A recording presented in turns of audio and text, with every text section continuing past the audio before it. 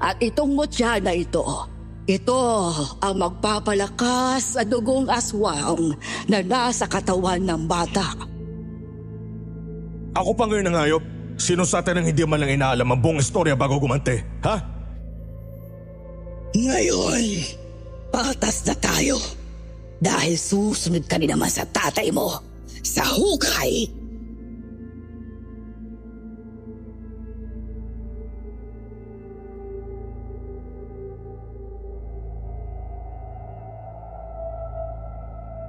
Magandang araw po sa mga kayanggaw na nakikinig ngayon, lalong-lalo na sa mga magagaling na voice actors at narrator ng channel na ito. Tulad po ng iba, may mga naging karanasan din po ako tungkol sa mga aswang na nung una ay hindi ko naman talaga pinaniniwalaan. Pero nang minsang sundan ko ang tiyuhin ko sa isang probinsya, doon ko na nalaman ang katotohanan tungkol sa mga taong itinuturing naming pamilya. Upang mas maunawaan ng lahat, ako nga po pala si Rafael. At ito ang aking kwento. Bago ko simulan ng storya, huwag kalimutang mag-subscribe bilang suporta sa ating channel.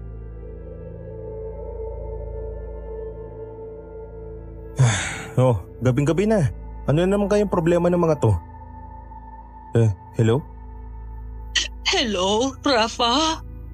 Oh, Tia Mila. Teka, bakit po kayo umiiyak? Ano po bang problema? Kasi, yung tiyuhin mo kasi. Ano na naman po bang ginawa ni Tio Lando? Mukhang lagi na lang kayo may problema. Paano kasi? Nahuli ko siya may katawagang babae. Kinampronta ko siya tapos nag-aaway kami. Ay nako, si Tio talaga oh. Alam na nga buntis kayo puro pa konsumisyon. O siya, sige, pupunta po ako dyan bukas sa bukas yan para kausapin siya. Yun na nga ang problema, Rafa. Wala siya rito. Umalis na siya kanina nung nag-aaway kami. Ano po? Iniwan ka niya dyan? Hindi ba siya nag-aalalang buntis ka tapos iiwanan ka niya? Hindi ko rin alam sa tiyuhin mo eh. Paano kung nandun na pala siya ngayon sa babae niya? Hindi ko kakayanin, Rafa. Hindi ko kakayanin. Teka lang po, Tia. Kumalma po kayo. Sandali, tatawagan ko po siya para makasigurado. Pakiusap, Rafa. Pabalikin mo rito ang asawa ko. Hindi ko talaga kakayanin kapag sumama nga siya sa babaeng yon.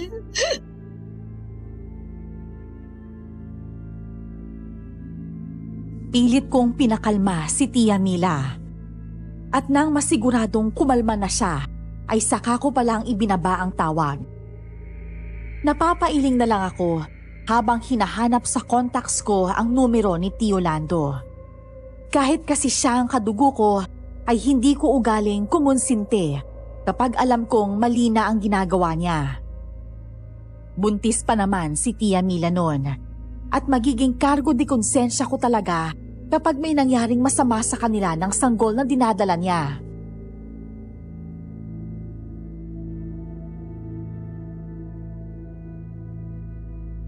Tagal naman niyang sumagot.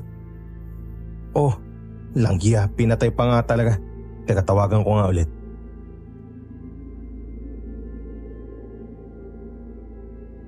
Ay, mabuti naman po at sinagot niyo na. Hello po. Sino po to? Hala, bata? Hello? Nandiyan ba si Cholando? Tay! Tay!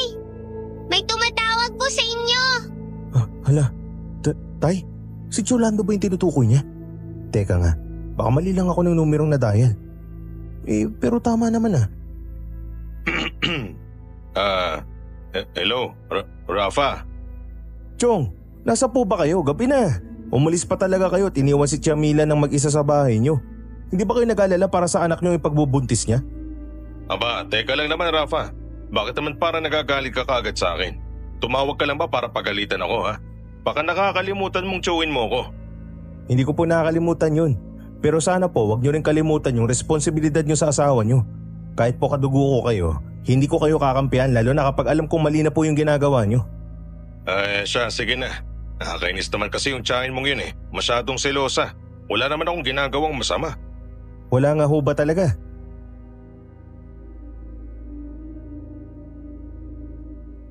Natahimik si Tio Lando dahil sa sinabi ko.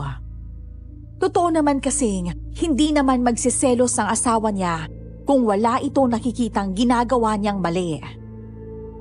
Pero dahil ako na nga mismo ang nakarinig na tinawag siyang tatay ng isang batang babae, ay kaagad na akong kinutuban.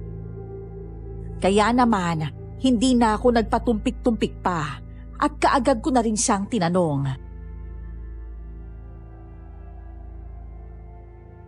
Yung batang babae po kanina, anak niyo po ba yun? Hindi Ano ka ba? Siya, ibababa ko na tong tawag Hayaan mo, tuwi na rin ako. Hindi ko po alam kung nasaan kayo ngayon pero siguro pagpabukas nyo na lang po yung pag-uwi nyo at baka kung mapaano pa kayo sa daan.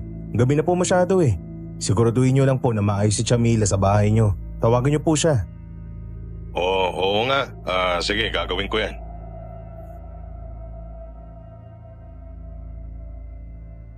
Naisandal ko na lang ang ulo ko sa sofa dahil sa stress sa mag-asawa. Hindi lang kasi ito ang unang beses na nagsumbong sa akin si Tia Mila. Pero mas malala na ngayon dahil pakiramdam ko ay may tinatago talaga sa amin si Tio Lando.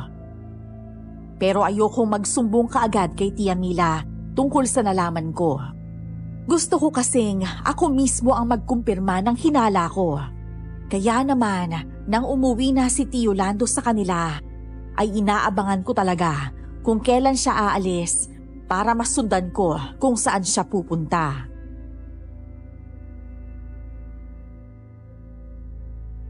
Ay, bundat! Diyos ko naman, Terry. Atakin naman ako sa puso niya dahil sa'yo ano mo kasing ginagawa mo dyan Ano, stalker ka na ngayon? O hindi Teka nga. Baka yan ang tiyuhin mo, diba? Ano namang ini-stalk mo dyan Huwag mo sabihin yung tiyahin mo. Naku, yari ka dyan, pre. Aray! Ba't naman bigla ka ng babatok dyan Sakit loko ka kasi. Ano ba akala mo sa akin Hindi ako pumapatol sa may asawa tsaka lalong hindi ako pumapatol sa mga karelasyon ng mga kadugo ko. Hindi ako marunong tumalo ng kapamilya. Jesus! Oo na lang. Ang dami ka agad sinabi. Ano ba kasing ginagawa mo dyan Pumasok ka kaya doon sa kanila.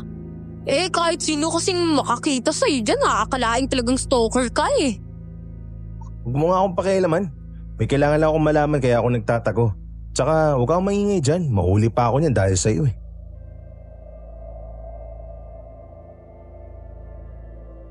Tiningnan ko ng masama si Terry bago bumaling sa gawin ng bahay ni Tio Lando. Si Terry nga po pala ay kaibigan ko simula pa nung high school. At opo, isa siyang tibo. Ilang sandali pa nga lang ay lumabas na si Tio Lando sa bahay nila. Nakabihis siya ng pangtrabaho, polong kulay sky blue at itim na slacks. Isa kasing bisor si Tio sa isang malaking grocery store. Susundan ko na sana siya nang bigla naman akong tawagin ni Tia Mila.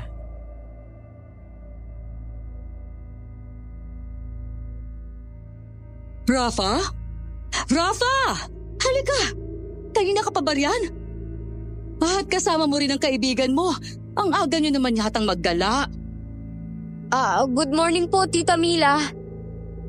Gusto ko lang po sana kausapin si Tio kaso pupunta pala siya sa trabaho. Ay, oo. Bakit hindi muna kayo pumasok niyang kaibigan mo? Sakto may niluto ako sopas. Naparaming luto ko kaya sayang naman kung itatapon ko yung tira. Alam mo naman, bawal na akong kumain ng marami sabi ng OB ko. Sige po. Yun!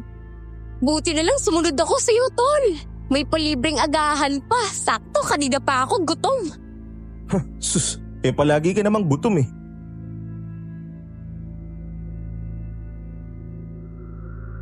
ipinaghain nga kami ni Tia Mila ng pagkain. Tahimik lang akong kumakain, habang si Terry naman at Tia Mila ang nagkukwentuhan.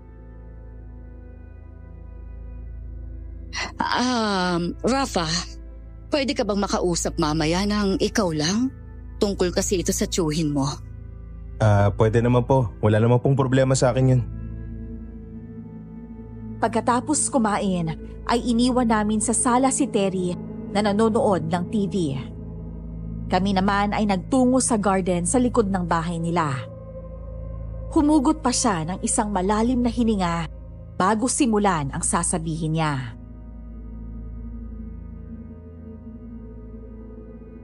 Alam mo, simula nang marinig ko ang tiyuhin mong may tatawagan sa telepono, hindi na talaga ako matahimik.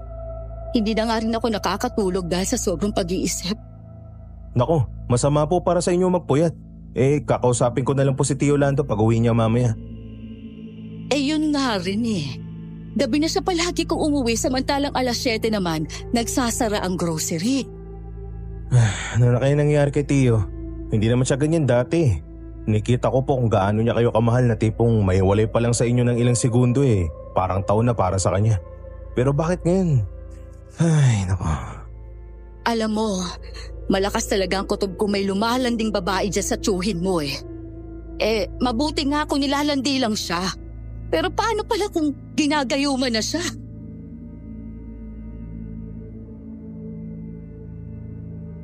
Hindi ako nakaimik sa sinabing yon ni Tia Mila. Hindi ako naniniwala. Mahirap kasi isiping may maliligaw pang tao sa lugar namin na gagamit ng gayuma para lang makabingwit ng lalaki. Iho, ayos lang ba kung humingi ako sa'yo ng pabor? Anong pabor po ba? Sabihin niyo po at tutulong po ako hanggat kaya ko. Nagpaalam kasi ang tiyo mo na sa darating na Sabado may gaganapin daw na team building sa isang liblib na probinsya. Pero kasi duda akong team building talaga yun Kasi sino bang magte-team building sa liblib na lugar? Ang alam ko kasi sa mga resort ginaganap ang mga ganyan. Kung ganun, ano pong gusto niyong gawin ko? Okay lang ba kung pasundan ko siya sa'yo? Alam mo naman ang sitwasyon ko. Buntis ako, kaya hindi ko kakayanin bumiyahe ng malayo. Huwag ka mag-alala. Sagot ko lahat ng gastos. Basta sundan mo lang ang tiyuhin mo.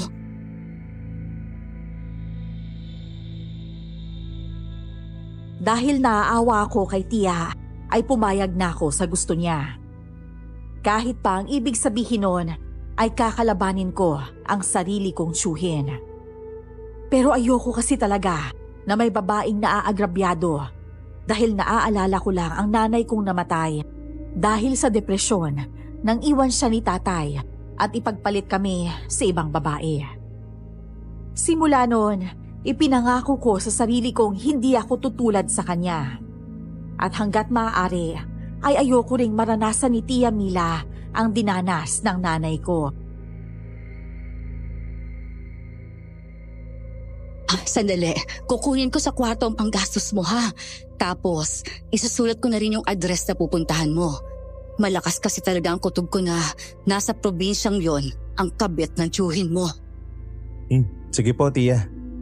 Sandali lang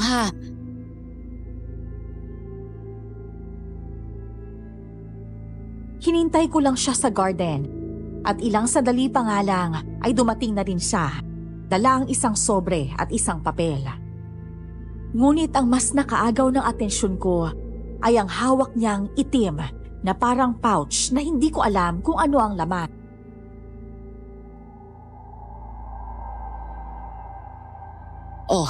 Heto ang address at ito na rin yung panggastos mo. At kaunting paalaala ko lang mag-iingat ka sa lugar na yon dahil delikado sa mga probinsyang tulad nun. Heto, dalhin mo na rin to para may protection ka mula sa mga masasamang elemento o anumang alagad ng dilim. Itim na ba to? Oo, mutya ang tawag dyan at wag na wag mo yung iwawala. Hanggang sa makauwi, ay iniisip ko pa rin ang tungkol sa itim na bato na yon.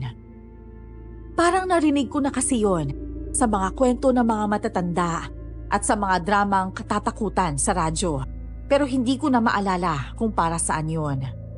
Pero dahil may tiwala ako kay Tia Mila, ay hindi ako naghinala sa kakayahan ng batong yon. Nang dumating naman ang araw ng Sabado, ay maaga pa akong gumising para puntahan ang sinasabing lugar ni Tia Mila. Pero hindi ko inaasahan na pupuntahan ako ni Terry sa bahay ng umagang yon. Uy, Tol! Saan punta mo? Ang aga mo naman yata. Saka ang dami mong dala. May importante akong lakad eh. Ikaw, ba't ang aga mo naman yata pumunta dito? Makikikain sana ako eh. Kunyemas naman kasi yung lalaki ni Mama eh. Napakabatugan. Nakikitira na nga lang, gusto pa buhay-hari. Inilayasan ko nga. Di akong pagsilbihin yung taong kagaya niya na puro pasarap lang ang alam. Ay nako, siya, may bagong sayang na kanin doon. Bili na lang tayo ng ulam kina Aling Feliz. Buti na lang, naabutan mo pa ako nag-aayos ng gamit. Kasi kung naabutan mo akong palis na, sorry ka na lang. Yun, ayos! Edi tara na. Mamaya maubusan pa tayo ng ulam dun eh. Alam mo namang mabenta talaga ako sa panindang ulam ni Aling Feliz eh. Kapag ganitong umaga.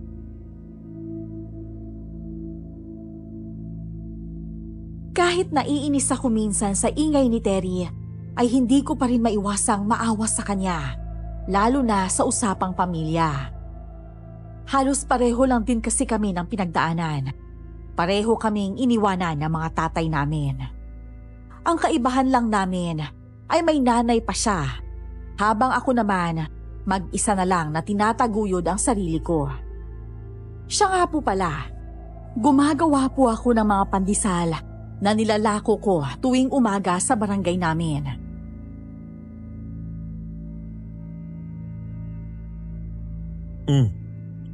Pagkatapos mo kumain, saan ka pupunta? Ito naman no, tinatanong po ba yun? E di syempre sasama ako sa'yo. Hoy! Loko ka! Anong sasama ka dyan? Hindi pwede no? Bakit? Gaano ba kaimportante ang lakad mo ha? Mag-i-espeya ka lang naman sa tiyuhin mo sa malayong probinsya.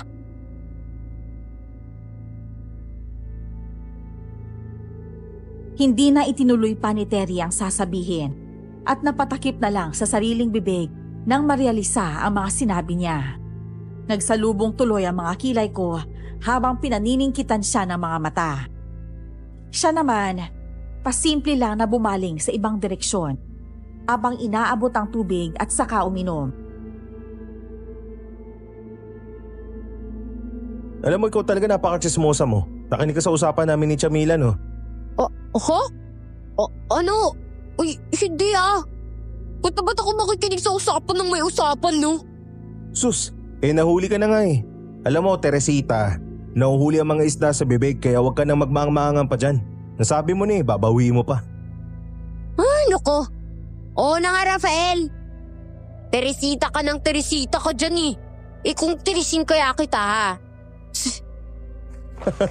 Aba, nagbanta ang bulinggit.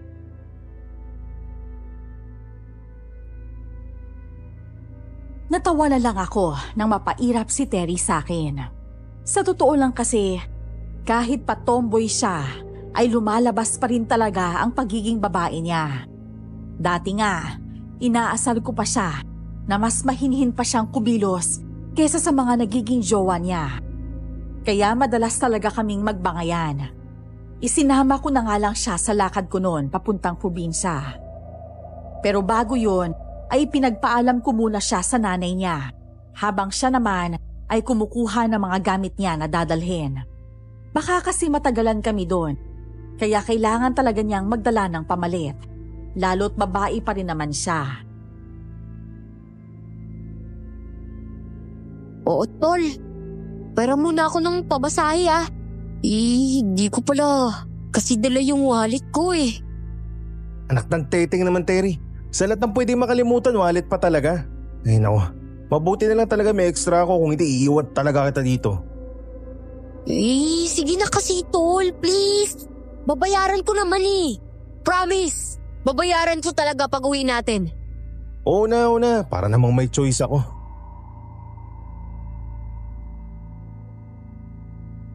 Habang umaandar ang sinasakyan naming bus, ay hindi ko maiwasang mag-isip sa kung anong pwede naming madatnan doon. Kung ano bang magiging reaksyon ko oras na malaman ko ang tinatago ni Tio Lan. Huwag lang sanang tumama ang hinala ko. Uy, sino kausap mo dyan? Baka mamaya may nakikita ka nang hindi ko nakikita ah. Patagal talaga ng patagal, mas lalo ko nang nagiging weird eh. Alam mo yun? Huwag mo na lang akong pansinin, matulog ka na lang dyan kasi malayo pa yung biyahe.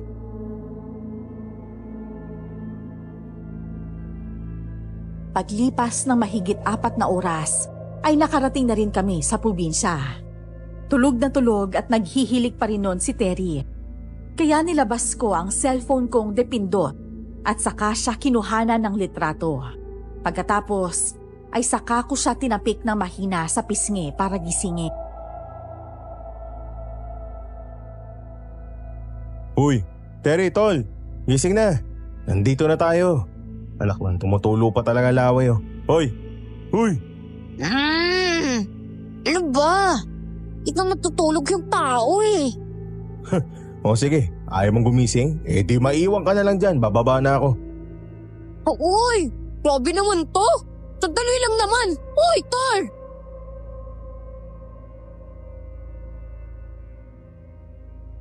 Dahil hindi ko kabisado ang lugar, ay nagtanong muna ako sa mga taong taga doon kung saan ang sakayan papunta sa address ng baryong pinapapuntahan sa akin ni Tia Mila. Mabuti na lang at may tricycle driver doon na nagmagandang loob na ihatid kami ni Terry sa baryo. Kahit pa sinabi niyang aabuti ng 30 minutos ang biyahe papunta roon.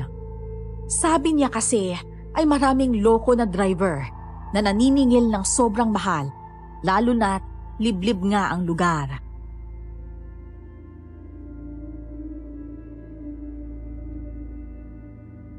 Sigurado po kayong dito yun, Manong ha?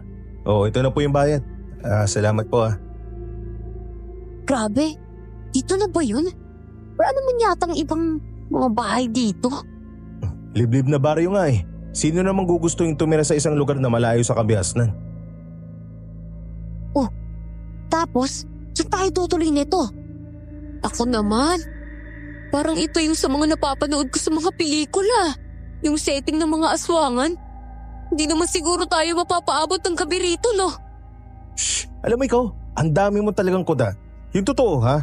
Tomboy ka ba o bakla? Ang ingay mo eh. Ay nako, kahit kailan ka talaga killjoy mo. Eh pero tol, kakatakot talaga tong baryo na to eh. Sobrang tahimik. Kakaprading. Saka baryo pa ba itong matatawag eh? Wala namang katao-tao.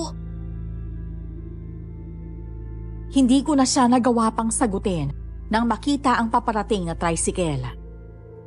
Dahil sa pagkataranta, ay kaagad kong nahila si Terry papasok sa talahiban. Magrereklamo pa sana siya nang mabilis kong tinakpan ang bibig niya gamit ang kamay ko, saka itinuro ang tricycle. Tumigil yun sa harap ng isang hindi kalakihang bahay na gawa sa kahoy at lumabas mula ron si Tio. Kasunod niya ang isang batang babae na sa tansya ko ay nasa 10 hanggang 12 anyos. Sabay nilang sinalubong ang isang matandang lalaki.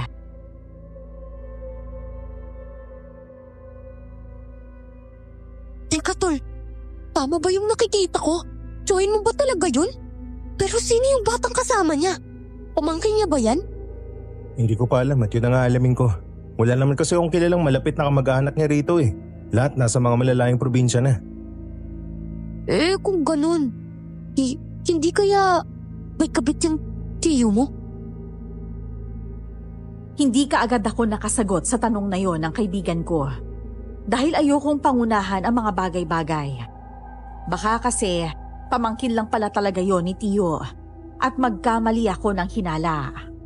Pero bakit kailangan niya pang magpanggap na papasok siya sa trabaho gayong hindi naman talaga sa trabaho ang punta niya? Napabuntong hininga na lang ako. Ano tol? Tutunganga na lang ba tayo rito? Puntahan kaya natin yung tiyo mo. Alam mo kasi medyo nagre-reklamo na tong mga dragon ko sa tiyan eh. Bakit kasi sumama-sama ka pa? Panira ka talaga, alam mo yun? Oo, tingnan mo yan oh. Kunwari ka pa eh, gutom ka rin naman pala. Ay, putik naman talaga. O siya, tara na nga. Kahit kailan talaga sarap mong sakalin eh. Ay, nako. Kahit kailan ka talagang sama ng ugali mo sa akin, no? Palibasa kasi mas gustuhin ako ng mga chicks kesa sa'yo eh. Sus, yabang. Namimilipit ka naman dahil sa dysmenorrhea, Bonbon. Wag nga ako, Teresita.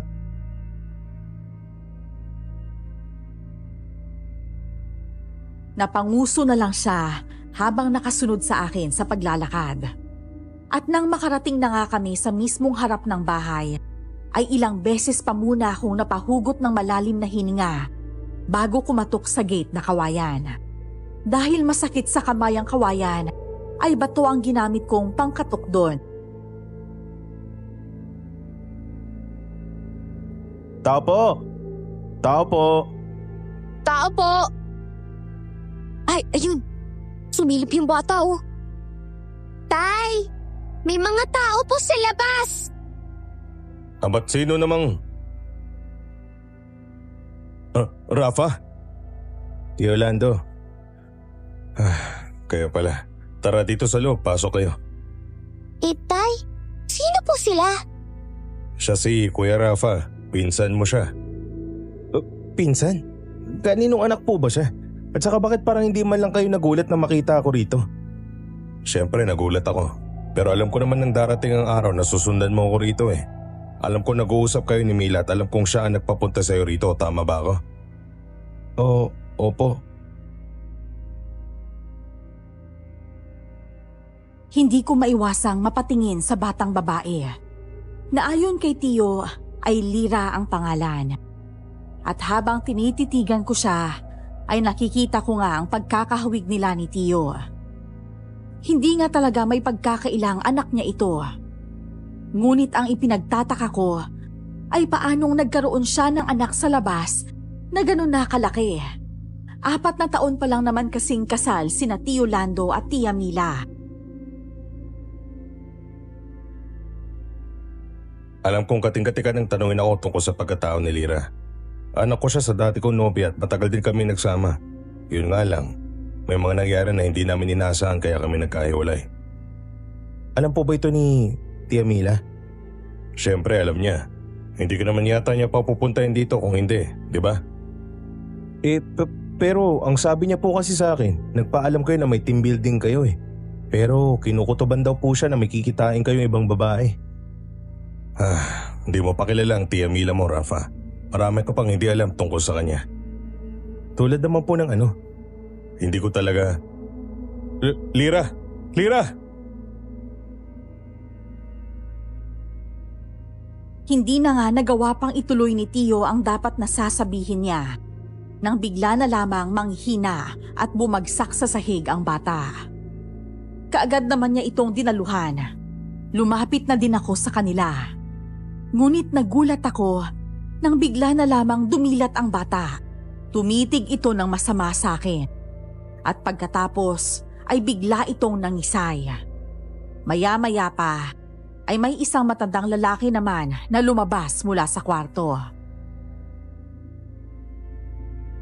Ano yung narinig ko bumagsak? Teka, Lira! Lira iha, ano nangyayari sa'yo? Tay, hinatake na naman po siya ng sakit niya. Ikaw binata, huwag kang lumapit sa kanya. May kakaiba akong nararamdaman sa'yo at hindi yung maganda. Malakas ang dala mong enerhiya at napakabigat no. Nang sabihin yun ng matanda, ay kaagad naman akong lumayo. At nang gawin ko yun, ay himalang biglang tumigil sa pangingisay ang bata. Kaagad itong binuhat ni Tio Lando at saka dinala sa isang kwarto. Nakita mo na ang nangyari. Gulo lang ang dulot nyo rito kaya kung maaari lang sana ay bumalik na lang kayo sa pinanggalingan nyo. Tol, mukhang hindi tayo welcome dito ah. Ano ba kasing ginawa mo ha? Shh, tumimik ka nga dyan. Dadagdag ka pa eh. Nakita mo bang may ginawa ko, ha? Sabi ko nga wala eh. Naman, Lalabas na sana kami ng bahay nang lumabas naman si Tio mula sa kwarto at tawagin kami. Napabuntong hininga na lang ako bago pumihit paharap sa kanya. At ganun din si Terry. Muli pang tumingin sa likuran niya si Tio na para bang tinitingnan kung naroon pa ba ang matandang lalaki. At nang mapansing wala na ito ron, ay saka naman siya nagsimulang magsalita. Pasensya na, iho ha. Hindi naman kasi akin tong bahay na to kaya wala akong karapatang suwayin tong gusto ni tatay. Tatay po ba siya ng kabit niyo? Alam kong mali ang paraan ng pagtatanong kong yon. Pero huli na, dahil nabitiwan ko na ang mga salitang alam kong magpapasama ng loob niya. Nakita ko pa kung paano kumuyom ang mga kamao niya. Hindi ko gusto yung tapas ng dila mo, Rafa ha. Wala kang alam sa buong katotohanan kaya wag na wag mo akong pagsasalitaan ng ganyan. Pasensya na po. Ayoko lang naman po kasing may taong nasasaktan. Ayaw mo nang may nasasaktan. Pero hindi mo iniisip ang mararamdaman ko sa mga sinabi mo. Rafa, ayoko magalit sa'yo. Pero kung huhusgahan mo ako base lang sa nakita at nalaman mo ngayon, hindi yun makatarungan. Hindi mo kilala si Mila, iho. Minamanipula ka lang niya katulad ng ginawa niya sa akin noon. Ano pong ibig niyo sabihin? Inaamin kong masyado akong nagpadalos-dalos ng mga panahong yon nang hindi man lang muna inaalam ang buong dahilan kung bakit at paanong nagkaroon si Tio ng anak sa labas. Nakatingin lang ako kay Tio noon habang siya naman ay nakatingin din sa akin na para bang may nais siyang iparating gamit ang mga mata niya. Bukas na tayo mag-usap. Sa ngayon maghanap muna kayo ng matutuluyan dahil ayaw ni tatay na may ibang tao rito, lalo na sa kalagayan ngayon ni Lira. Naiintindihan ko po. Magkita na lang ulit tayo bukas. Tatawagan na lang kita. Mabuti na lang at hindi kami nahirapan ni Terry na maghanap ng matutuluyan. May mga bed space din kasi sa bayan at saktong may isa pang bakanting kwarto. Pero para payagan kaming magsama sa isang kwarto, ay sinabi kong nobya ko si Terry. Kahit pa halata naman sa porma niyang tibu siya. Hindi rin naman naghinala ang landlord.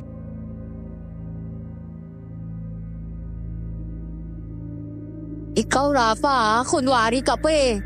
Aminin mo na nga. May gusto ka ba sa akin ha? Hala, kapal ha. Hindi ko talaga alam kung saan ka kumukuha ng lakas ng loob para sabihin sa akin yan. Baka naman ikaw talaga may gusto sa akin. Tignan mo nga sumama ka pa talaga hanggang dito. Naks naman tol, ikaw may tinatago ka pala Palo, ayoko na nga. Nambabakto yung patuloy sa akin. Ay nako, paidlip na nga lang.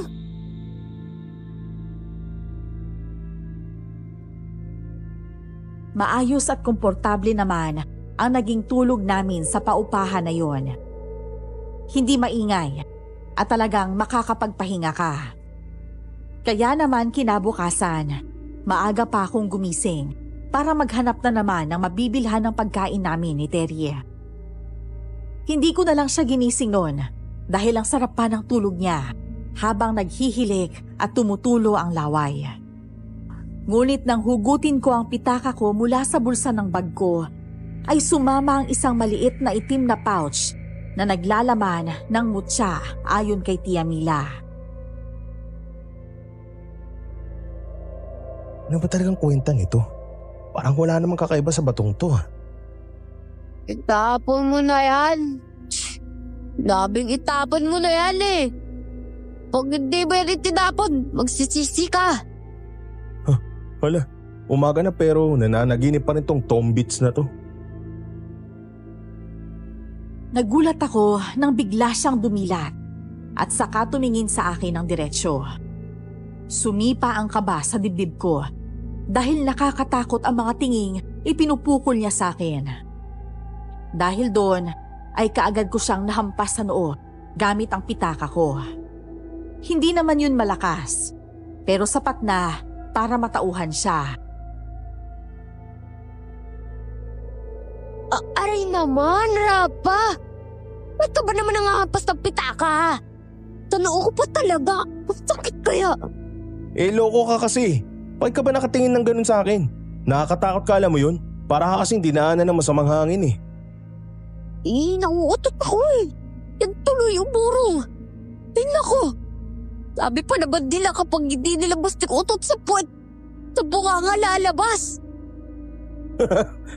Ano ba yun? Ayos lang mabaho naman talaga yung bunganga mo Ganun mabaho. Sige nga, alika nga rito, amoyin mo nga itong mabaho kong hininga ha. Hoy Terry sinasabi ko sa'yo.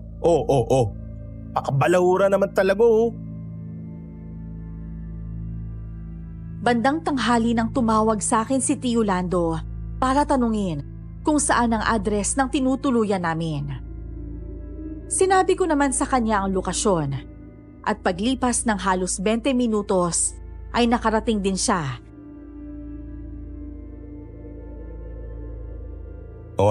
Tara, kailangan doon tayo mag-usap sa wala masyadong tao. Okay lang po ba kung isama ko si Terry? Naku, wag na. Dito na lang ako, no? Mag-iingat na lang kayo sa pupuntahan niyo.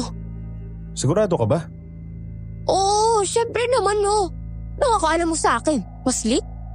Siya, sige. Huwag kang aalis yan hanggat wala ako Hindi mo kabisado ang lugar na ito. Baka mamaya mapagtripan ka dyan sa labas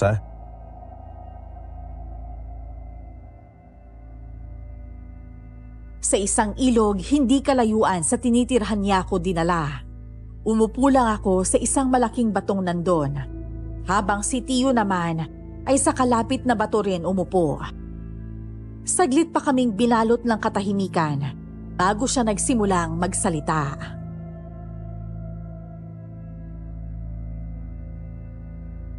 Si Lyra, anak ko siya sa dati kong kinakasama bago ko pa man makilala si Mila. Ang totoo niya, magpapakasal na dapat kami nun. Pero may nangyari ngang hindi inaasahan. Nangyari po? Nagkasakit si Ninita at hindi matukoy ng mga doktor kung ano ba talaga ang sakit niya. Lumulobo ang tiyan niya pero nakakapagtakang hindi makita sa mga laboratory result niya kung bakit. Pero paano naman po yun nangyari? At saka dinala niyo po ba siya sa ibang ospital? Maraming ospital na ang napuntahan namin pero isa lang ang sinasabi nila. Hanggang sa nagpa siya kaming ipatingin siya sa isang albularyo. Tapos yung albularyong yun, si Mila ang nagrekomenda. Pero imbis na gumaling, mas lalo pang lumala ang sakit ni Ninita. Kita ko ang lungkot sa mukha ni Tio. Sa tanang buhay ko, hindi ko pa siya nakitang ganun kalungkot. At kung nagtataka kayo kung bakit hindi ko alam ang tungkol sa nangyari sa kanya bago niya napangasawa si Tia Mila, ay dahil nagtatrabaho siya noon sa ibang probinsya. At ang ipinakilala niya sa amin ay si Tia Mila, ilang mapapangasawa niya raw. Lingid sa kaalaman namin ay may kinakasama na siya noon sa probinsya at may anak na. Hindi niyo po ba naisip na ipatingin sa ibang albularyo yung dating kinakasama niyo? Binalak namin. Pero habang nasa biyahe kami, biglang inatake ng sobrang sakit ng tiyan niya si Ninita. Hanggang sa nakita ko na lang na tinudugo siya. Sinubukan ko pa siyang dalhin sa ospital noon pero huli na. Wala na siya. Base sa kwento ni Tio, parang nagkakaroon na ako ng ibang hinala tungkol kay Tia Mila. Kung siya ang nagpakilala kay Tio ng albularyong gumamot sa dati niyang kinakasama, maaaring peke ang albularyong yun. Parang sinadya na hindi malunasan ng sakit ni Ninita para magawa niya ang plano niya. Kung ganun po, hindi po kaya nakulam yung dati niyong kinakasama? Yun ang sabi ng albularyong tumingin kay Ninita noon. Siyempre may kutob na rin kami ni tatay noon kaya ipinagkatiwala namin si Ninita sa kanya. Pero walang iya. Imbis na gumaling, mas lalo pag lumala ang sakit ni Ninita. Nawala ako sa sarili ko noon. Hindi ko alam kung anong nangyari tapos nang mahimasmasan ako, kasado na ako at may asawa. At yun nga si Mila. Ano po? Kung iniisip mong marami lang nagayuma ako, oo, ganun na nga nangyari. Hindi ako makapaniwala sa mga narinig ko. Ibig sabihin, kaya nagiging malamig na ang pakikitungo ni Tio Lando kay Tia Mila ay dahil nawala na ang bisa ng kulam. Nahihiwagaan talaga ako noon sa mga nangyayari sa pamilya ni Tio Lando. Lalo pat noon lang ako nakasaksi ng ganon. Na may mga nagagayuma at nakukulam pa talaga kahit nasa modernong panahon na. Kung ganun, alam na po ba ni Tia Mila na nawala ng bisa ng gayuma sa inyo? At saka paano naman po kayo nakawala sa mahika ng gayumang yun? Dahil sa tulong ni tatay, pinuntahan niya ako sa trabaho at may ipinainom siya sa akin. Pagkatapos nun, parang bigla akong nagising sa isang mahabang panaginip. At doon na ako tinanong ni tatay kung anong huli kong natatandaan.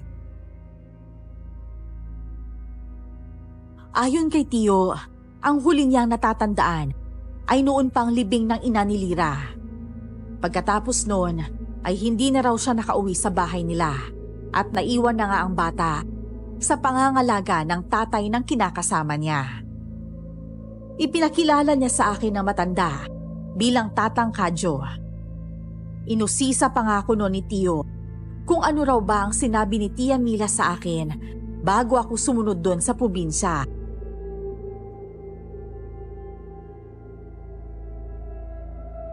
Ang sinabi niya lang naman po sundan daw po kita rito dahil hindi niya yun magagawa lalo't buntis siya.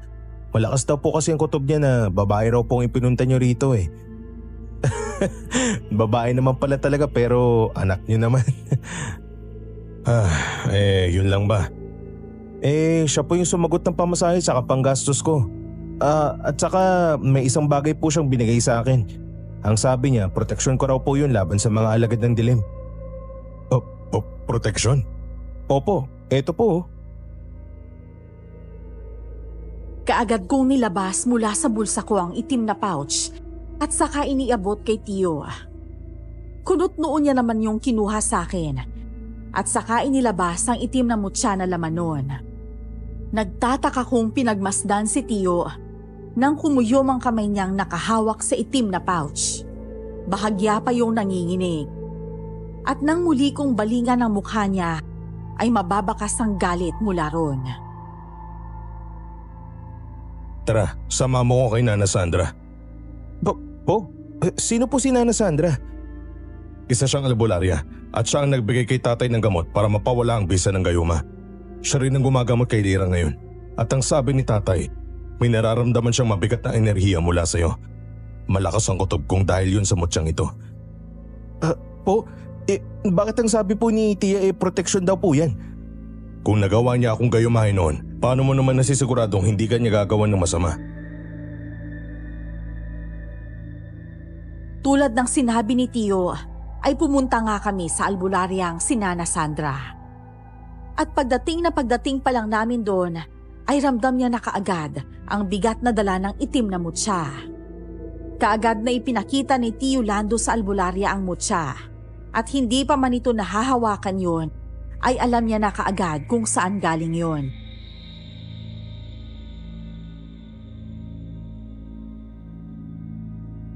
Isang aswang ang may-ari ng mutya na yan. At hindi lang basta-basta aswang, kundi isang malakas na uri ng aswang.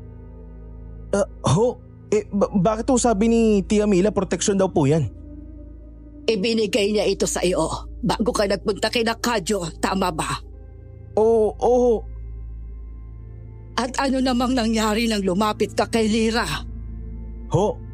Natumba po siya tapos tumirik yung mata niya at saka nangisay.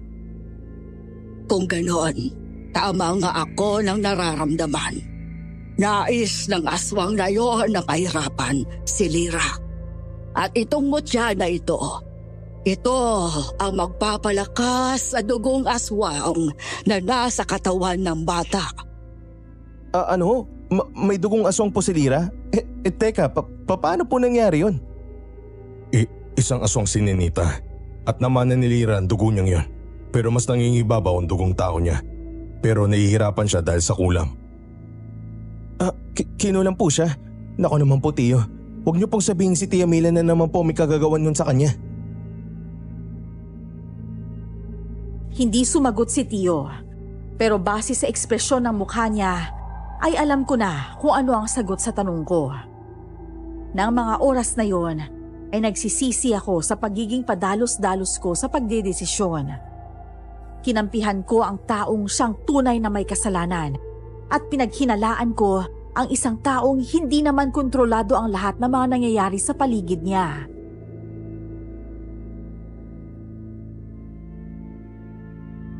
Rafa, teka, umiyak ka ba, iyo? Pasensya na po kayo, Tio. Hindi ko po muna inalam yung totoo bago ako nagsalita. Pasensya na po kung napagsalitan ko kayo ng masama. Sana po mapatawad niyo ako. Oo. Nagalit ako sa'yo pero naisip ko rin na dahil din sa mga pinagdaanan mo kaya ganun na lang yung naging reaction mo nang malaman mong may anak ako sa labas. Pero iyo, wala sa atin ang may gusto na mangyari ang lahat ng ito. Lahat naman tayo nagkakamali, iho. Pero ngayon, alam mo nang hindi ka dapat manghusga sa kapwa mo nang hindi mo pa nalalaman ang buong istorya. Dapat hindi lang isang panig ang pinakikinggan mo. Opo, Nana Sandra. Tatandaan ko po yan. Pasensya na po talaga kayo, Tio. Masya, kalimutan na lang natin yun. Nangyari na ang nangyari. Ang mabuting gawin na lang natin ngayon ay matuto sa mga pagkakamali natin at gawin natin ang makakaya natin para hindi na natin magawa ulit ang mga pagkakamaling yon. Sa ngayon, kailangan muna nating alamin kung sino nga bang kumukulam kay Lira. Hindi siya masagap ng kakayahan ko at malakas ang kutob ko. Gumagamit ng itim na salamangka ang tao na yon. Kung ganun, hindi pala talaga basta-basta mga kalaban niyo, Tio Lando. Hindi ko alam kung ano naging kasalanan ko sa kanila. Bakit nila to ginagawa sa pamilya ko? At yun ang aalamin mo, Rafa. Ano pong ibig niyong sabihin? Uuwi ka sa syudad at mamanmanan mo ang bawat kilos ni Mila. Alam kong habang nandito tayo sa malayo, kumikilos din siya para mas lalong pahirapan ang anak ko. Buti sana kung ako lang ang pinakulam niya pero hindi namin niya pa talaga yung bata. Kung ganun, bakit hindi niyo po siya kinumpronta na alam niyo na po yung totoo? Dahil natatakot ako sa maaari niya pang gawin sa anak ko. Oras na malaman niyang nawala na ang bisa ng gayuma sa sistema ko. Hindi ko rin naman masisisi si Tio Lando kung bakit takot siyang ipakita sa asawa niya na alam na nito ang katotohanan. Kailangan niya kasing unahin ang kapakanan ng anak niya, lalo't napakabata pa nito para pagdaanan ang mga ganong bagay. Naaawa ako noon kay Lira dahil imbes na inaalagaan siya ng tatay niya dahil wala na ang nanay niya, ay nawala din ang tatay niya sa kanya ng ilang taon. Makakaasa ba ako sa iyo, Rafa? Sige po, gagawin ko po ang makakaya ko. Maraming salamat. Magkasama kaming bumalik ni Terry sa syudad. Ngunit kauuwi pa lang namin. Maya-maya lang ay nandun na naman siya sa bahay ko. Balak ko pa naman sanang magpahinga dahil kinabukasan ay magsisimula na ako sa gagawin kong pagmamanman kay Tia Mila. Pero hindi lang ako magmamanman, kundi gagawa rin ako ng tinapay na ilalako ko para naman may alibay ako sakaling mahuli ako ni Tia Mila na nakasunod sa kanya.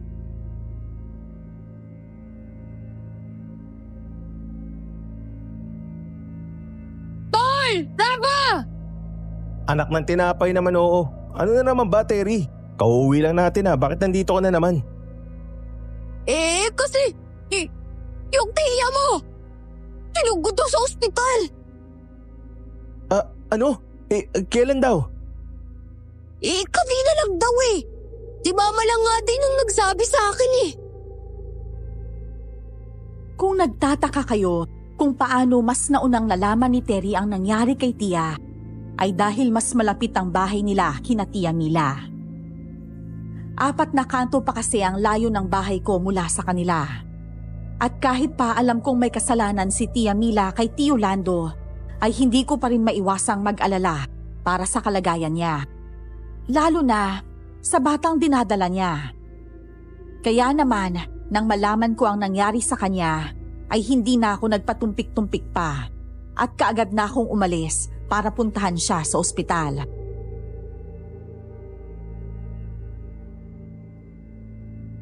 Para talagang buntot ko, no? Bakit ba? Alam mo naman nag-aalala din ako sa lagay ng tiya mo eh. Saka para ko na rin siyang tiya kasi abot niya rin sa akin eh. Tapos welcome pa ako sa bahay nila. Sus! Teka, asan na ba yung emergency room nila? Ayun, tara dun.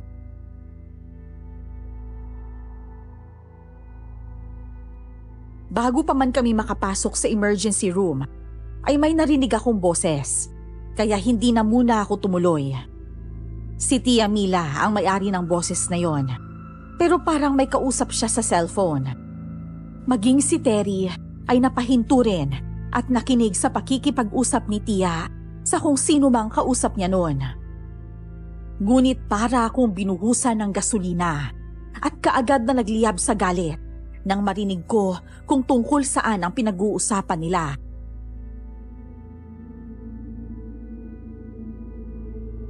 Huwag kang mag-alala, mahal.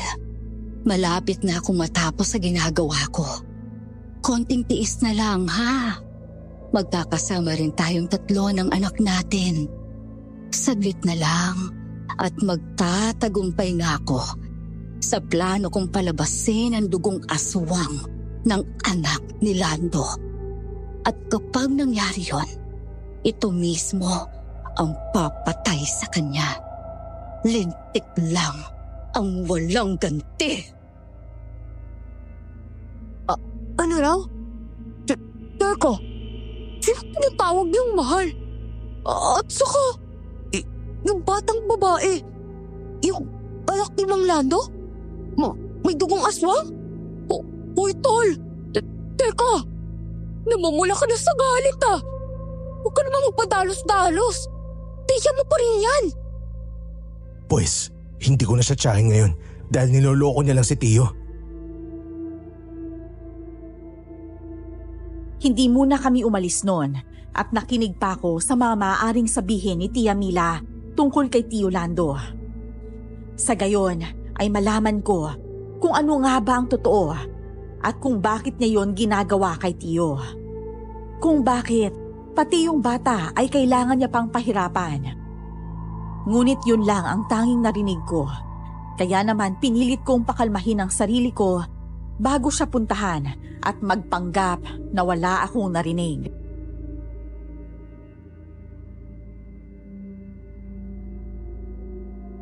Tia Mila? Rafa? Kanina ka pa dyan? At saka, kailan ka pa nakabalik? Ang totoo po niyan, kararating ko lang po. At saka kaninang 6:00 ng umaga lang po kami nakauwi. Kami? Sinong kasama mo? Ako po. Hi po, tita. Sumama ka pala kay Rafael sa probinsya. Kumusta naman ang bakasyon niyo doon? Maganda po doon. Tahimik. Kaso nga lang po, medyo boring kasi hindi ako makapasyal nang walang kasama eh. Importante po kasi yata yung inuutos niyo kay Rafa kaya hindi na po ako sumama sa kanya. Hayaan mo. Baka sa susunod na punta mo doon makapasyal ka na.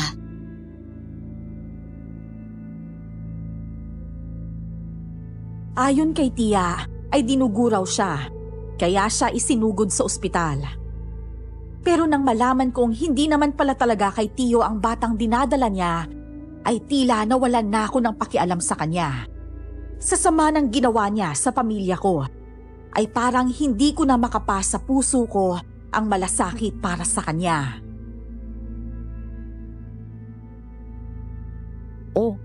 Ano ang plano mo ngayon? Sa ngayon, magpapahinga na muna ako. Masyado akong nawiwindang sa mga nalalaman ko eh. Nakakapagod mag-isip. Ay nako, mabuti pa nga. Siya kapag kailangan mo ng karamay, nandito lang ako ah. Salamat, tol.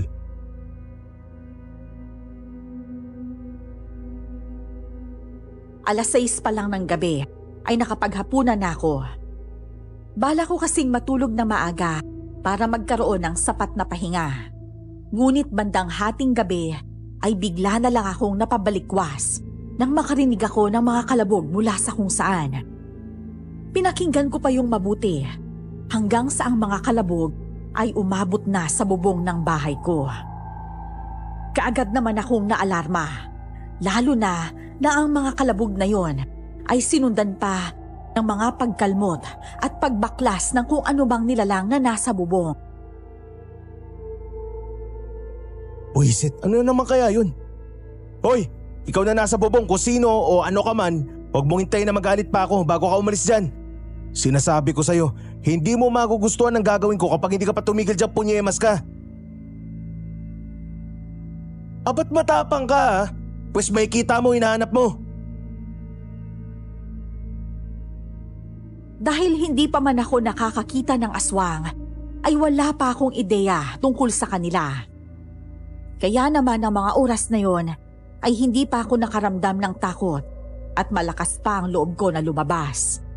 Ang tanging sandatang bitbit ko lang ay isang maliit na palakol na ginagamit ko sa pagsibak ng kahoy. Paglabas ko ng bahay ay kaagad kong sinipatang nilalang na nasa bubong. At sa tulong ng liwanag na nanggagaling sa mga poste ng ilaw ay nakita ko ang isang nilalang na may maitim at naglalangis na balat.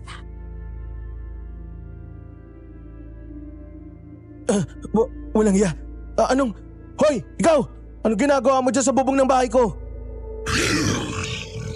Matapang ka? Sige, halika rito. Bumaba ka at magtutuos tayo. Dahil sa sigaw ko, ay kaagad na napalingon sa gawi ko ang nilalang. Maya-maya pa ay mabilis itong gumapang. Para itong gagamba na nakakagapang sa dingding ng bahay. At pagkatapos ay tumigil sa harapan ko. Gumisi pa ito, kaya naman kitang-kita ko ang paglitaw ng matutulis nitong mga pangil. Ba't ngingisi-ngisi ka pa dyan? Walang iya ka, binulabog mo tulog ko. Alam mo ba yon? Kaya bibigyan kita ng leksyong animal ka para matauhan ka. Oh ano ha? Ulit ka pa? Oh, walang iya ka. Ang talim niya marurumi mong kuko. Ginagalit mo talaga ako ha? Ha! Iwinasiwas ko ang palakol sa harapan niya. Ngunit mabilis siyang nakailag at nakapunta sa likuran ko. Nang iikot na sana ako para harapin siya, ay mabilis niya akong dinamba sa likuran, dahilan para madapa ako sa lupa. Napadaing na lamang ako dahil sa sama ng pagbagsak ko. Idagdag pa na nakadagan siya sa likuran ko at para akong may pasa na isang sako ng bigas sa sobrang bigat. Punyemas! Alis siya sa likod ko! Alis! Buisit naman talaga ako! Tol! Hoy! Ikaw nilalang ka! Umalis ka niya sa likuran ng kaibigan ko! Naramdaman ko na lang ang paggaan ng pakiramdam ko nang maialis ni Terry mula sa likuran ko ang nilalang. Hindi ko alam kung paano niya yun nagawa, pero labis akong nagpapasalamat na dumating siya. Tol! Ayos ka lang! Tumayo ka na dyan! Bilis! Nakakatayo na siya! Sakit ng likod ko. Langya. Nabali pa yata yung buto ko. Teka! Tulungan na kita! Teka! Nilapot na siya! Akin na yung palakol mo! Hindi pa man ako nakakasagot, ay kaagad nang kinuha ni Terry mula sa kamay ko ang palakol at saka yun iwinasiwas sa halimaw. Natamaan ito sa kaliwang braso, kaya naman napaatras ito. Saka ako binalingan ni Terry at tinulungang makatayo. Pagkatapos ay mabilis niya akong niyakag papasok ng bahay. Hahabol pa sana sa amin ang nilalang, pero mabilis na kinuha ni Terry ang walis tingting na nakasandal sa tabi at saka niya isinara ang pinto. Teka, ano ginagawa mo, Tol? Pinabaliktad yung walis. Oo nga, pero bakit? Ang dumi-dumi niyan, oh. Hindi mo ba nakikita?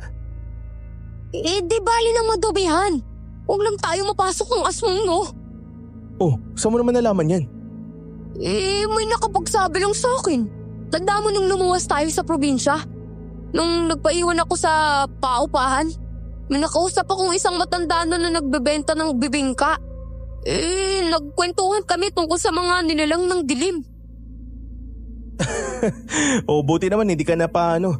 Paano pala kung may lason yung bibingka nun? Loko ka. Sa susunod, huwag kang basta-basta magtitiwala kung kani-kanino ha. Kung yung mga taong matagal mo nang kakilala, nagagawa ka pang gawa ng masama. Ano pa kaya yung mga bagong kakilala, di ba? Ay naku, tatay. Hoy, anong tatay ka dyan? Naging tatay pa nga ako nung wala sa oras. Wagas ka kasi makapangaral eh. Anak ng... Tapang naman ng aswang na to. Sandali nga. Kumuha ka kaya ng asin at sa kabawang. Mas mabisa yun kaysa dito sa palakol mo eh. Sinunod ko ang sinabi ni Terry. Dahil sa totoo lang, ay wala talaga akong alam tungkol sa mga nilalang na yon. Hindi naman sa ignorante ako. Mas nagpo-focus talaga kasi ako sa mga bagay na nakasanayan ko, lalo pat noon lang din naman ako nakaengkwentro ng mga aswang. Nang makakuha ako ng asin sa kabawang, ay nagulat na lang ako nang ilapag niya ang mga bawang at saka tinapak-tapakan. Uy, ano ginagawa mo? Akala ko ba gagamitin mo yan sa aswang? Oo nga. Pero mas mabisa kasi itong kapag turog. Mas lalabas kasi ang amoy sa kakatas nito eh. Ako, anong gagawin ko? May mga barya ka ba dyan? Yung mga piso lang ha? Meron naman. Teka, ano bang gagawin mo sa barya? Di ahagi sa mga aswang. Pilak yun, di ba? Kapag dumampi yan sa balat nila, ang kahit anong pilak na bagay, magdudulot yun nakakapaso sa kanila.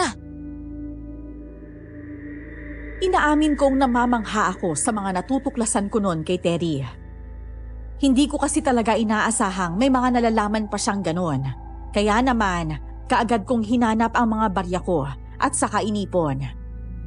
At nang maalala ang isang pilak na punyal na ipinatago sa akin noon ni Tio Lando, ay kaagad ko yung kinuha mula sa pinaglagyan ko.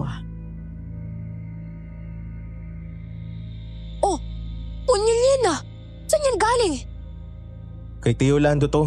Naalala kong binigay niya pala to sa akin dati bago ikasal ni Tia Mila. Pinapatapon daw kasi to ni Tia sa kanya eh. Kaso mahalaga sa kanya to kaya ipinatago niya muna sa akin. Mabuti naman kung gano'n. Marami na tayong panlaban sa aswang na yan. Kaya hindi niya na tayo masisindak. Nang lumipat sa bubong ang mga kalabog, ay saka kami lumabas ni Terry.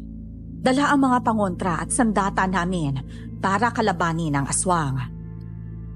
Inaamin kong magkahalong takot at excitement ang nararamdaman ko ng mga sandaling yon. Parang nasa isang pelikula kami at kaming dalawa ni Terry ang bida. Nandito na ulit kami, aswang! Bumaba ka na dyan at maglalaro tayo! Mag-iingat ka, Tol. Mabilis siyang gumalaw. Alam ko, ikaw rin. Mag-ingat ka. Muntikan ka na niyang sakmaling kanina eh. Kung hindi ako dumating, yari ka talaga.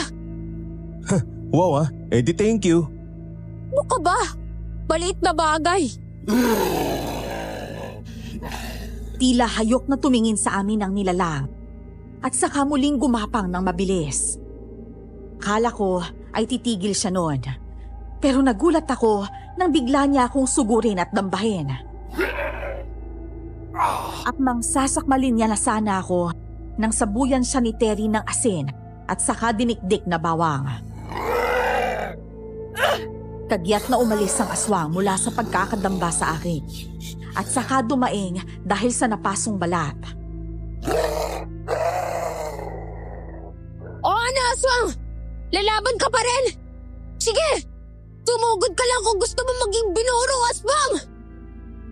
Buisit, mas lalo yata ako nabalian. 2 beses niya ba naman akong dambayin at naganan? Kaya nga mag-iingat ka eh. Huwag kang lalampa-lampa.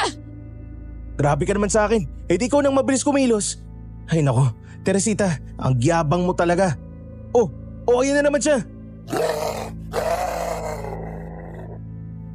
Nang makita kong susugod ulit ang aswang, ay kaagad ko nang inihanda ang punyal ko at saka umigkas. Inaabangan ko ang pag-atake niya at nang akmang kakalmutin niya ako, ay mabilis akong umilag at saka siya sinaksak sa tagiliran. Dumaplis lang ang patalim, pero sapat na para mapaso siya at mapadaing. Yon! Kaya mo naman pala eh! Sino ba nagsabing hindi ko kaya? Masyado ka lang kasing mayabang. Siya, tama na yan. At tapusin na natin ang isang to. Pinagpapawisan na ako eh.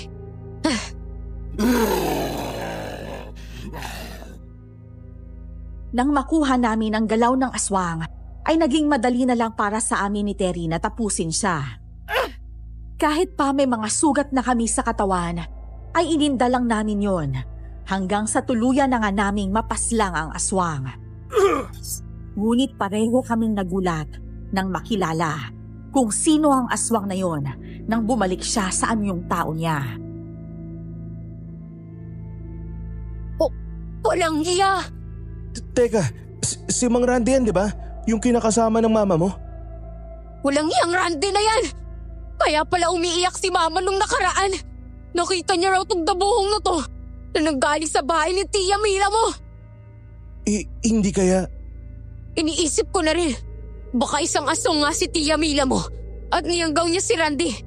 Kasi hindi naman talaga aswang to eh. Pumapapak pa to ng mga asin eh. Kinabukasan nga ay hindi na ako nag-aksaya pa ng oras at kaagad ko nang tinawagan si Tio Lando para sabihin ang mga nalaman ko tungkol kay Tia Mila at sa pakay niya sa kanilang mag-ama. Galit na galit si Tio noon dahil hindi siya makapaniwalang nagawa siyang paikutin ni Tia Mila sa mga palad nito. Huwag po kayong mag-alala, Tio. Kung ano man po maging pasya nyo, asahan nyo pong nasa likod nyo lang ako. Handa po akong tumulong kung kinakailangan. Salamat, Iyo. Hayaan mo tuuwi rin ako dyan. Kailangan na namin magtuos ni Mila dahil sa ginawa niyong pagmamanipula sa akin, lalo na sa pananakit niya sa anak ko. Lando si Lira, inaatake na naman siya. Hindi na nakapagpaalam si Tio at kaagad niyang ibinaba ang tawag. Nag-alala ako nang marinig na inaatake na naman si Lira. Marahil ay dahil sa kulam na ginagawa sa kanya na kung sino mang inatasan ni Tia Mila na gumawa nun sa bata. Kaagad naman akong kumilos para puntahan nun si Tia Mila. Ngunit hindi pa man ako nakakalapit, ay nakita ko nang lumabas si Tia Mila at may dala siyang isang bag na tila may mga lamang gamit niya.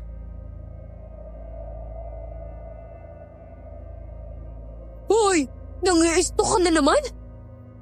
Pambihira, ikaw na naman. Alam mo, malapit na akong manawa dyan sa pagmumukha mo. Lagi ka na lang sumusulpot eh. Hindi ka ba naman pala nawawala eh? Siya nga pala. Saan ang punta ng tiyahin mo? Mukhang may mga dala siyang gamit ah. Yun ang hindi ko alam. Kaya nga ako nagmamanman, di ba? Ang exciting naman ng buhay niyo. Anong exciting ka dyan? Kung sa'yo ito mangyari, ewan ko na lang talaga kung anong gagawin mo. Di ka tulad din sa ginagawa mo.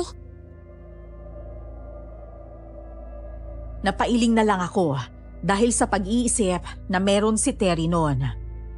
Minsan, ang matured niyang mag-isip, pero may mga pagkakataon ding dumadali ang pagiging pasaway niya. Sinundan ko nga noon si Tia Mila at nagtaka ako nang makitang dumiretso siya sa terminal ng bus. At nang makita ko ang signage ng bus na sinakyan niya, ay kaagad kong tinext si Tio. Malakas kasi ang kutob ko na doon ang punta nito. Sa sumunod na bus na kami sumakay noon ni Terry para hindi kami makita ni Tia Mila. Halos padilim na nang makarating kami sa probinsya. Kaya naman, nang makarating kami doon,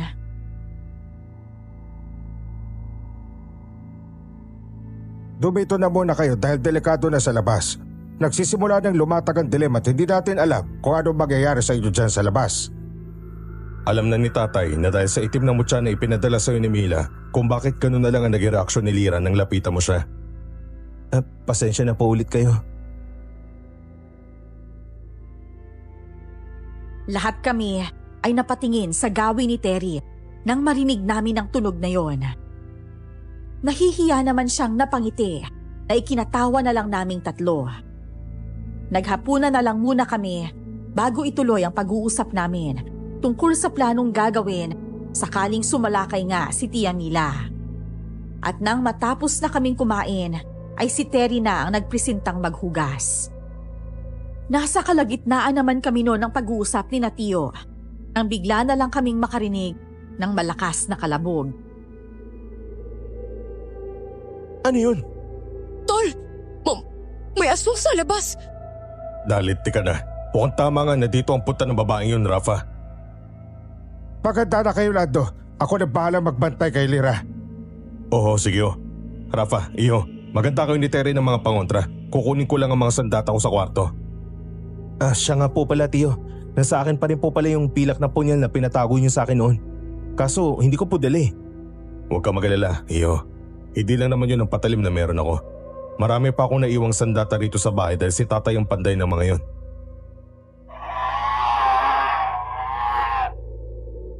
Kaagad na nga kaming naghanda habang ang aswang ay patuloy pa rin sa pangangalabog sa mga dingding ng bahay. Tulad ng ginawa no ni Terry ay nagpatiwalik naman siya ng walis tingting at pinasandal yun sa pinto. Pagkatapos ay saka kami kumuha ng bawang at saka yun isinilid sa isang plastik. Saka pinagdidikdik gamit ang puwet ng baso. At paglabas nga ni Tio mula sa kwarto, ay dala niya na ang isang buntot pagi at isang tsako. Ngunit kakaiba yun dahil ang dulo nun ay may talim na animoy sa punyal.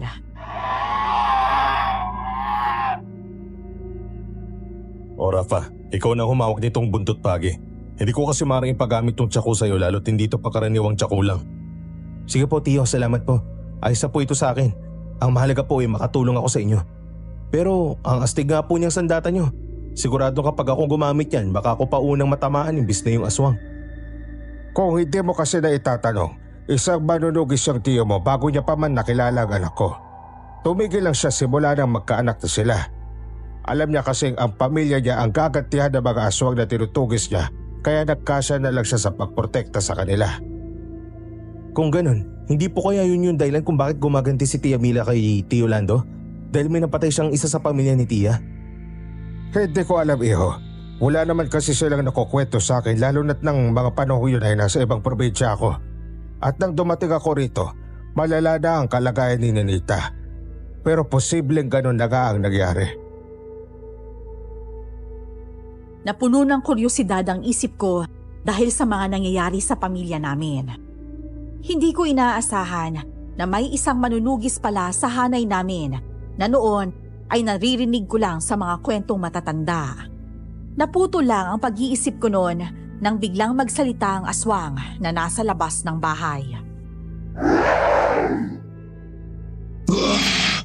Lando! Lumabas ka dyan! Alam kong nandyan ka dahil naaamoy kitang hayop ka! Ako pa ngayon ang hayop? Sino sa atin ang hindi man lang inaalam ang buong istorya bago gumante, ha? Kung ganoon, lumabas ka dyan! Mag-usap tayo ng masinsinan! Huwag kang mag-alala, Mila. Dahil hindi naman ako kasing duwag mo. Lalabas talaga ako at magtutuos tayo. Sa ating dalawa, ikaw may maraming atraso at hindi ako. Tio, sigurado po ba kayong lalabas kayo?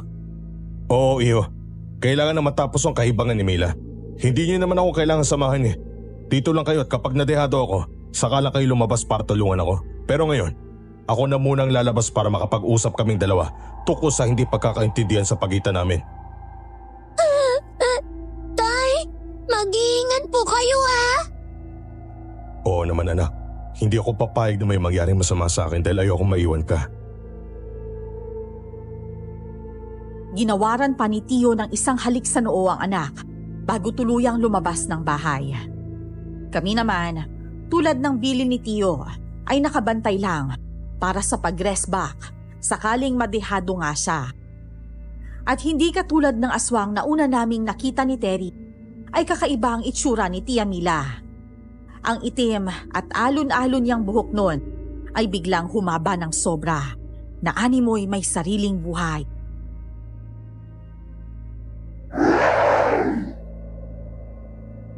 Hala, anong klase ng mga aswang kaya yan?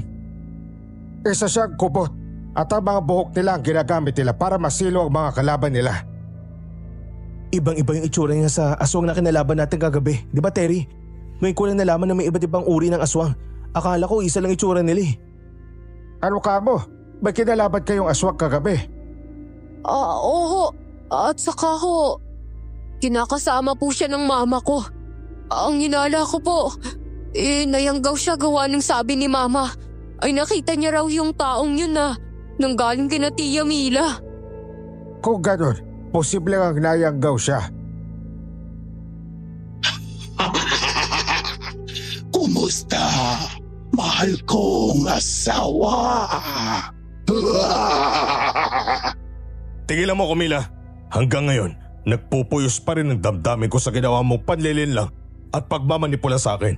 Lalo na sa ginawa mo sa mag-ina ko. Dapat lang yan sa'yo dahil pinatay mo rin naman ang tatay at kapatid ko. At nang magkaroon kami ni nanay ng pagkakataong makaganti sa'yo, ginawa namin ang lahat para masiguradong maghihirap ka ng gusto. Tatay at kapatid? Ganyan ka ba talaga, ha, Lando? Mabilis makalimot. Hindi naman sana kami gaganti sa'yo kung hinayaan mo lang mabuhay sina tatay at ang kapatid ko. Pero kahit nagmakaawa na sila sa'yo at nangakong magbabago, walang awa mo pa rin silang pinatay. Ganun ba? Kaya ba galit na galit ka sa akin dahil hindi ko binigyan pa ng pagkakataong magbagong buhay ang tatay at kapatid mo? Nakalimutan mo na bang binalak nilang patay na mag-ina ko habang wala ako sa bahay? Pabuti na lang at nakarating ako kaagad. Kung hindi, baka gutay-gutay ko na silang maabutan. Pero walang hiya. Mawawala pa rin palang pinakamamahal ko sa akin kahit na anong pagpoprotekta pa ang gawin ko. Ngayon, patas na tayo dahil naramdaman mong naramdaman ko na mawalan ako ng mga mahal sa buhay. Nagtagumpay ka man sa pagpapahirap kay Ninita at sa anak ko. Sisiguraduhin ko naman sa iyong pagbabayaran mong lahat ng yun. Nararapat lang na patayin ng mga katulad mong masasamang aswang. Ha! Umigkas si Tio Lando at saka iwinasiwas sa hangin ang hawak niyang sandata. Lumikhayo ng tunog na para bang hinihiwa nito ang hangin. Ngunit parang hindi takot si Tia Mila sa sandata niya. Tumawa pa ito na para bang nalilibang sa mga nangyayari. Akala ko ay mauunang umatake si Tio, pero biglang gumalaw ang mga buhok ni Tia Mila at sa kanya ito tinangkang ipulupot kay Tio. Mabuti na lang at naiwasiwas ni Tio ang sandata niya at nagawa nitong putulin ang ilang hibla ng buhok ng aswang. Wala ka pa rin kupas, Lando. Maliksik ka pa rin kumilos. Tumigil man ako sa panunugis. Alam ko pa rin kung paano makipaglaban. At sisiguraduhin ko sa iyo hindi pa ikaw ang huling aswang na papatayin ko gamit tong sandata ko. Muli silang nagpambuno at pareho silang ayaw magpatalo. Pero kahit na anong liksi ng galaw ni Tio, ay naisahan pa rin siya ng aswang. Nagawa siya nitong sugatan gamit lang ang dulo ng buhok nito.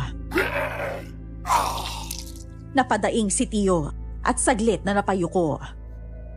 Doon na muling umatake ang aswang at mabilis nitong ipinulupot ang buhok sa katawan ni Tio hanggang umabot na ito sa leeg niya. Tio! Tay! Masama kang aswang ka! Bitawan mo ang tatay ko! Huwag kang mag-alala, bata. Dahil susunod ka rin naman sa tatay mo sa hukay. Tio, kunin mo yung gasolina sa ilalim ng lababo. Bilisan mo! Isa lang ang para matalo ang kubot na yan. At yun na yung sunugin ng buhok niyang nakapulupot sa tsuhin mo. Hindi na ako nagpatumpik-tumpik pa at tinakbo ko na ang kusina. Mabilis kong hinanap ang lagayan ng gasolina. At nang makita ko yon, ay sunod ko namang hinanap ang lighter. Nang makabalik ako sa sala, ay kaagad akong inabutan ni Tatang Kadyo ng isang tela. Basahin mo yan ng gasolina at saka mo ihagis sa kanya. Magagawa niya na basahin kahit ang maliit na parte lang na buhok niya at magliliyab na yan ng mabilis. Humanap ako ng daanan para hindi ako mapansin ng kubot. Pero kahit hindi niya ako napansin noon, ay naamoy niya pa rin ang gasolina. Kaya nahuli niya pa rin ako. At nang akmang pupuluputan na ako ng buhok niya, ay saka ko ibinato sa kanya ang telang may gasolina.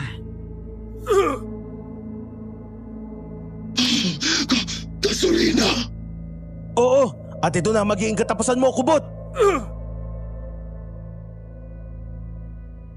Wala na siyang nagawa nang mabilis kong sindihan ang lighter at saka yun inihagis sa kanya. Mabilis lang na narating ng apoy ang buhok niya. Kaagad niyang nabitawan si Tio at sinikap na apulahin ang apoy. Ngunit kahit anong gawin niya, ay mabilis siyang natupok. At maya-maya lang ay narinig na namin ang malakas niyang hiyaw. Hanggang sa ang mga hiyaw na yon ay unti-unti nang humina at naglaho.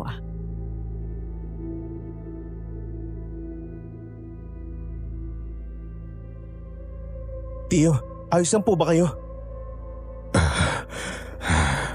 Oo, iyo. Salamat.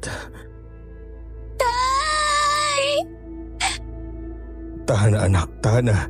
Nandito na si tatay at hindi na kita iiwan.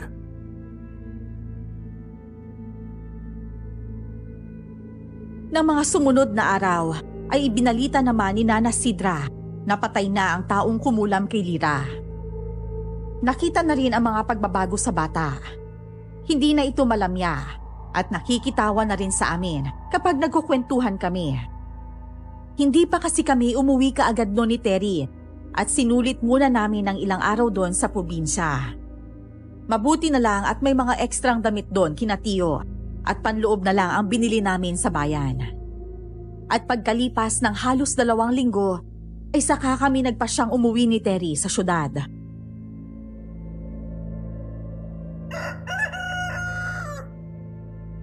Babalik pa po ba kayo rito, Kuya Rafa? Oo naman. At sa pagbalik namin dito, dadalang kita ng pasalubong. Gusto mo ba yun? Yay! Siyempre po, gusto ko po! Basta. Magpapakabait ka rito, ha? Opo, Ate Terry! Anak ng... Ate na naman? Babae naman po kayo, ah! Hayaan mo na tol, bata eh. Siya, mag-iingat kayo sa pag-uwi ha. Opo Tio, kayo rin po. Mag-iingat kayo rito. Tsaka bumisita rin kayo sa amin paminsan-minsan. Oo naman, bibisita din kami sa inyo. Natahimik na nga nun sa wakas ang buhay ni Tio at ng anak niyang si Lira.